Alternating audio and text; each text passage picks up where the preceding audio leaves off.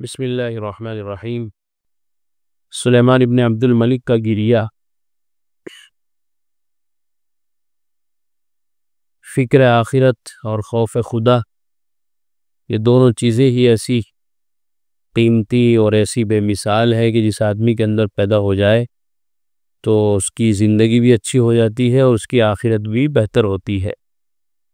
اسی لیے اس طرح کی باتیں، اس طرح کے واقعات اور اس طرح کی مجلسیں قائم کرنی چاہیے جس سے کہ فکر آخرت پیدا ہو۔ کوئی ایک وقت 24 گھنٹے میں ایسا ہونا چاہیے جس میں اس بات کا خیال رکھا جائے اور اس بات کی مشق کرائی جائے کہ آخرت کی فکر کیسے پیدا ہو۔ آدمی دنیا کے اندر اتنا زیادہ مشغول ہے اور آج کل کی چیزوں نے تو اتنا زیادہ مشغول کر دیا کہ وہ یہ سمجھتا ہے کہ میرے پاس وقت ہی نہیں ہے، حالانکہ اسی وقت میں سے ہی وقت نکال کر ہمیں آخرت کی تیاری بھی کرنی ہے۔ اس لیے اس طرح کے واقعات سننا پڑھنا فکر آخرت پیدا کرنے میں مفید ثابت ہوتے ہیں۔ ابو زکریہ تیمی رحمہ اللہ کہتے ہیں کہ ایک مرتبہ امیر المومنین سلیمان ابن عبد الملک مسجد حرام میں تھے۔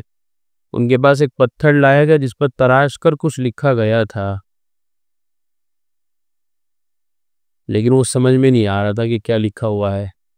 تو ہر تحریر کے پڑھنے والے ماہر لوگ ہوتے ہیں جو کیسا بھی الٹا سیدھا کچا پکا لکھا ہوا پڑھ لیتے ہیں۔ پس انہوں نے اسے پڑھنے والے کو طلب کیا، ایک ایسا آدمی تلاش کرایا کہ جو اس تحریر کو پڑھ سکتا ہو، اسے لاؤ بلا کے۔ تو حضرت وہب ابن منبہ رحمہ اللہ کو لایا گیا، بڑے اللہ والے آدمی ہیں۔ انہوں نے اس کو پڑھا جس میں لکھا تھا، اے ابن آدم، اگر تجھے تیری بقیہ عمر کا قریب ہونا معلوم ہو جائے تو تو لمبی لمبی آرزویں کم کر دے۔ اگر معلوم ہو جائے کہ بھئی جلد ہی دنیا سے آخرت کا سفر ہونے والا ہے تو آدمی آرزویں امیدیں کم کر دے اپنی، اور اپنے عمل میں زیادتی کی جانب راغب ہو جائے۔ زیادہ سے زیادہ جتنا بھی سامان آخرت کے لیے اکٹھا ہو سکتا ہو آدمی فکر کرے، اس کی کر لے، اور اپنی حرص و ہوس کو مختصر کر دے۔ اور تجھے بڑی شرمندگی لاحق ہوگی اگر تیرے قدم پھسل جائیں اور تجھ سے تیرا باپ اور رشتہ دار جدا ہو جائیں اور بیٹا اور احباب تجھے چھوڑ کر چلے جائیں، بس پھر نہ تو دنیا میں واپس آ سکے گا اور نہ اپنے اعمال میں کوئی زیادتی کر سکے گا۔ یہ دیکھیں، اب سب چھوٹ جائے گا، سارے اعزاء اقربا، ماں باپ، رشتہ دار، بیوی بچے، مال دولت، گھر بار، دنیا ہی چھوٹ رہی ہے۔ تو اس وقت نہ تو انسان واپس آ سکتا ہے کہ بھائی کچھ دن کی مہلت اور مل جائے تاکہ کچھ کر لے، اور نہ اپنے اعمال میں کوئی کمی زیادتی کسی سے کہہ سن کے کرا سکتا ہے۔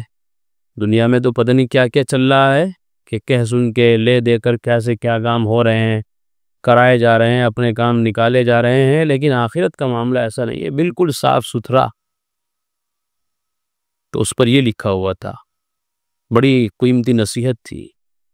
لہذا قیامت کے دن کے لیے حسرت اور شرمندگی سے پہلے ہی تیاری کر لے۔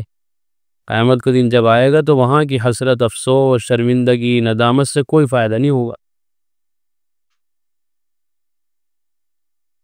یہ سن کر خلیفہ سلیمان ابن عبد الملک پر شدت کا گریہ طاری ہو گیا اور وہ بہت دیر تک روتے رہے۔ خلیفہ وقت ہے، ان کی ذمہ داریاں بھی بڑی تھی اور پوچھ گچھ کا بھی ان سے امکان زیادہ تھا، اس لیے ان پر گریہ طاری ہو گیا۔ اور ہر انسان اپنے گھر کا تو حاکم ہے ہی، چھوٹی سی فیملی کا حاکم ہے، اپنی چھوٹی سی فیملی کا ذمہ دار ہے، تو اسے بھی فکر مند رہنا چاہیے اپنی طرف سے بھی اور اپنے اہل و عیال اور اپنے ماتحتوں کی طرف سے بھی، کہ کل قیامت میں کہیں جب پوچھ گچھ ہو تو شرمندگی اور افسوس کا سامنا نہ کرنا پڑ جائے۔ اس لیے یہی آدمی پھونک پھونک کر قدم رکھے۔ حضرت عمر رضی اللہ عنہ کا 25 دینار کے عوض بڑھیا سے مظلومیت خریدنا۔ حضرت عمر رضی اللہ عنہ جب شام سے مدینہ لوٹے تو ایک رات اپنی رعایا کا حال اور احوال جاننے کے لیے تنہا گشت پر نکلے۔ ان کا گزر ایک بڑھیا پر ہوا جو اپنے خیمے میں بیٹھی تھی۔ آپ اس کے پاس گئے، بڑھیا نے آپ سے پوچھا، ارے میاں عمر کا کیا ہوا؟ آپ نے جواب دیا، وہ شام سے بخیر و عافیت واپس لوٹ آیا ہے۔ اپنے زمانے خلافت میں ملک شام تشریف لے گئے تھے آپ، اور پھر جب واپس آئے تو جو ذمہ داری ان کے کندھوں پر تھی اس کو نبھانے لگے، اپنے کام پہ لگ گئے۔ مدینے کی گلیوں میں گشت کرتے تھے، رات کو دیکھتے تھے کہ حال و احوال کیسے ہیں، جنتا کیسی ہے، کسی پریشانی میں تو مبتلا نہیں ہے، حالات تو خراب نہیں ہے۔ تو یہ فکر مند آدمی کی نشانی ہے۔ تو گشت کے لیے تنہا نکلے، کوئی فورس بھی نہیں ہے، کوئی گارڈ بھی نہیں ہے ساتھ، پولیس بھی نہیں ہے۔ بڑھیا نے کہا میری طرف سے تو اللہ پاک اسے کوئی بہتر بدلہ نہ دے۔ وہ ناراض ہوئی بھی تھی کسی بات سے۔ حضرت عمر نے فرمایا وہ کیوں؟ بڑھیا نے کہا وہ جب سے امیر المومنین بنا ہے اس کی طرف سے ہمیں کوئی درہم ملا ہے نہ کوئی دینار۔ آپ نے فرمایا آپ یہاں اس ویرانے میں ہیں، بیچارے عمر کو آپ کے حال کی کیا خبر؟ کورٹ میں آنا چاہیے، کچہری میں آئیں، دربار میں آئیں، شکایت کریں عمر سے، جبھی تو پتہ چلے گا کہ آپ کی کیا دقت ہے۔ عالم الغیب تو ہے نہیں عمر کہ اس کو وہیں بیٹھے بیٹھے پتہ چل جائے گا کہ کس کو کیا پریشانی ہے۔ بتائیں آپ، اگر بتانے کے باوجود بھی پریشانی آپ کی حل نہ کی جائے تو پھر شکایت آپ کی درست ہے۔ کہنے لگی واہ سبحان اللہ، کیا عجیب بات کہی تو نے، بخدا میں سوچ بھی نہیں سکتی کہ کوئی آدمی لوگوں کی گردنوں پر حاکم مقرر ہو جائے اور پھر اسے مشرق اور مغرب میں رہنے والوں کی خبر نہ ہو۔ یہ بڑی گہری بات کہی بڑھیا نے۔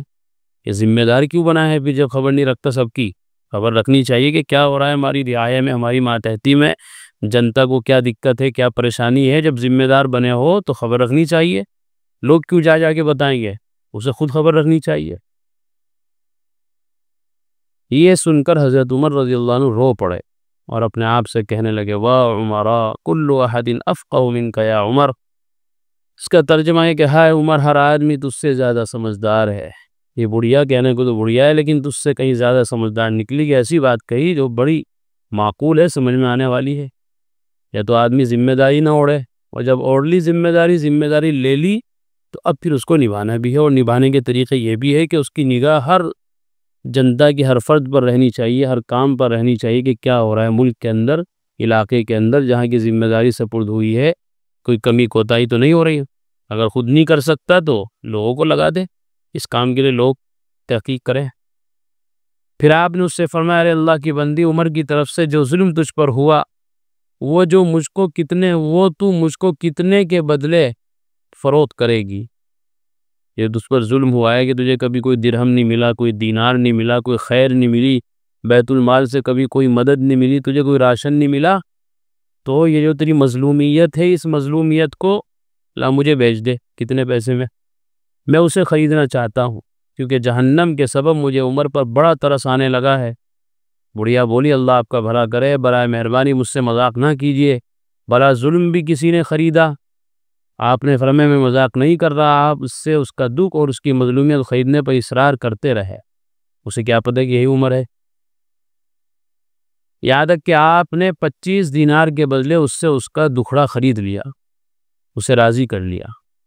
ابھی آپ بڑھیا سے باتیں ہی کر رہے تھے کہ اچانک حضرت علی اور عبداللہ بن مسعود رضی اللہ عنہما آپ کے قریب آئے اور کہا السلام علیکم یا امیر المومنین، امیر المومنین آپ کو ہمارا سلام ہو۔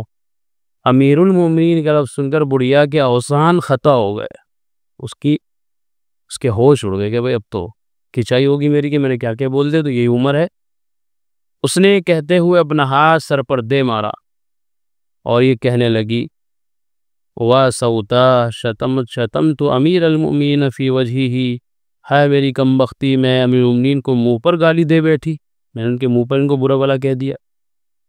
حضرت عمر رضی اللہ عنہ سے فرمایا اللہ تجھ پر رحم کرے، کوئی بات نہیں۔ پھر آپ نے لکھنے کے لیے دائیں بائیں کاغذ کا ٹکڑا تلاش کیا مگر کوئی ٹکڑا آپ کو نہ ملا۔ مجبوراً آپ نے اپنی پیوند شدہ قمیض کا ٹکڑا پھاڑا اور اس پر درج ذیل چند سطریں تحریر فرمائی، اپنے کپڑے کا ایک حصہ پھاڑا اور اس پر یہ کلمات لکھے، یہ عہد نامہ، یہ عربی میں ہے، جس کا ترجمہ یہ ہے اس بات کی تحریری دستاویز ہے کہ جب سے عمر حاکم بنا ہے اس دن سے لے کر فلاں تاریخ تک بڑھیا کے ساتھ جس قدر ناانصافی ہوئی وہ عمر نے 25 دینار کے بدلے خرید لی ہے۔ یعنی یہ بڑھیا خوش ہو گئی، راضی ہو گئی، اس سے جو مظلومیت ہوئی تھی، ظلم ہوا تھا، وہ معاف۔ اب بڑھیا میدان محشر میں اللہ کے سامنے عمر کے خلاف کوئی دعویٰ نہیں کرے گی، عمر اس سے بری ہو چکا ہے۔ علی ابن ابی طالب اور عبداللہ ابن مسعود اس سودے کے گواہ ہیں۔ کپڑے کے ٹکڑے پر لکھی یہ دستاویز آپ نے اپنے بیٹے کے حوالے کر دی، اس سے فرمایا اذا انا مت فاجعلہ فی کفنی القی بہ ربی، کہ جب میں مر جاؤں تو اسے میرے کفن میں رکھ دینا، اس کے ساتھ ہی میں اپنے پروردگار سے ملنا چاہتا ہوں۔ یہ دیکھیے حضرت عمر رضی اللہ تعالیٰ عنہ کیا شان ہے۔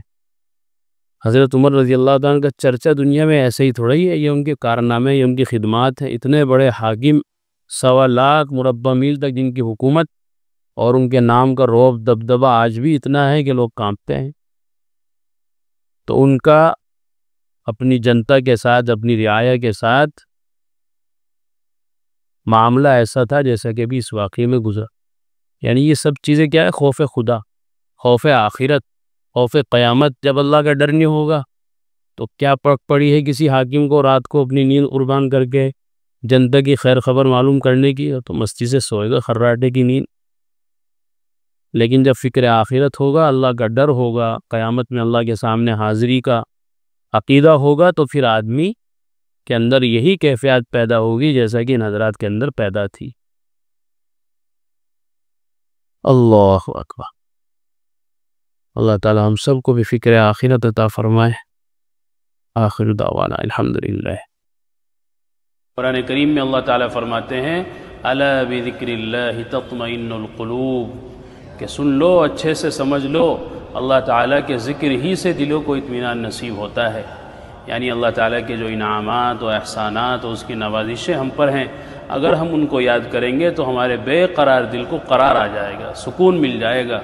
اگر ہم چاہتے ہیں کہ ہمارے دلوں میں سکون آئے، اطمینان نصیب ہو، تو اس کا ایک واحد علاج اور ایک بہترین دوا یہ ہے کہ ہم فوراً اللہ کے ذکر میں مشغول ہو جائیں۔